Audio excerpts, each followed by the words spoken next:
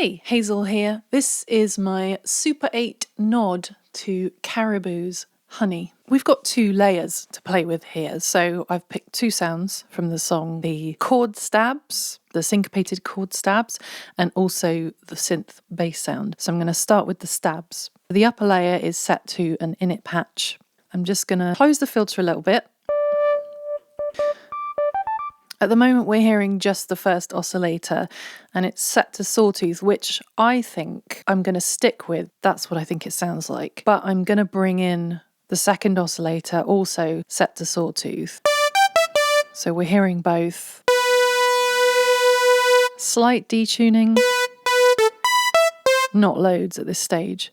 So that's the raw sound, but we need to shape this because it's quite a short attack, no sustain, basically. But I think a lot of that comes from the filter. So I'm going to close the filter, maybe about halfway, and I'm going to modulate the filter with the first envelope and set it to have no sustain and take the sustain away from the main amp envelope as well. And quite a short decay. Okay, so we can hear the effect already. Maybe tiny bit of release so it's not immensely abrupt.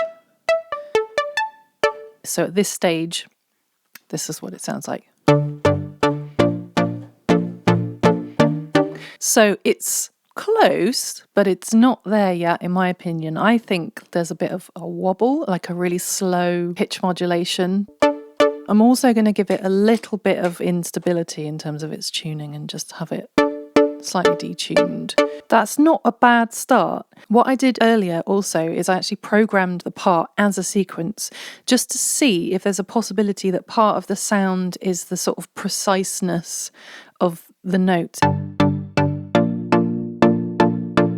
There are also moments where the envelope sort of opens up. There's also in the track like a kind of ratcheting effect every now and again, which now I think about it makes sense if it was a sequence. We can't replicate the ratcheting in the sequence, but we could try a couple of things here. Another thing we could try, could have every now and again you flip into loop. If you listen to the track, these variations do have an element of spontaneity in them. It's a very expressive thing, so you can kind of play around with different versions.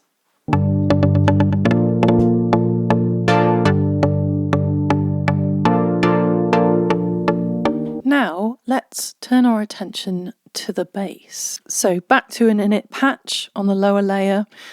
This one, I think, is going to be actually quite a simple sound. We might find that this comes together quite quickly because it, to me, sounds like a very straight up kind of square wave bass thing. So on the first oscillator, which is all we're hearing at the moment, I'm just going to change it to a square. We're too open in the filter. And I think this is another case of one of the envelopes kind of opening the filter a bit. So that already sounds close tonally, but I think there's a bit of shaping to the envelope to do. I'm going to get rid of the sustain.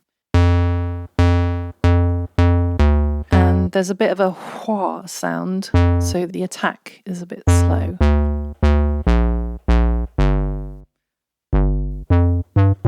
Already that's quite close.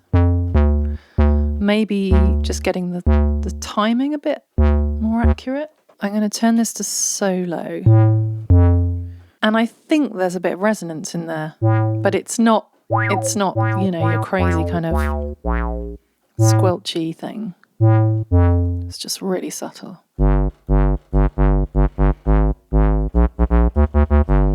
Tiny bit of release just so that it's not completely off.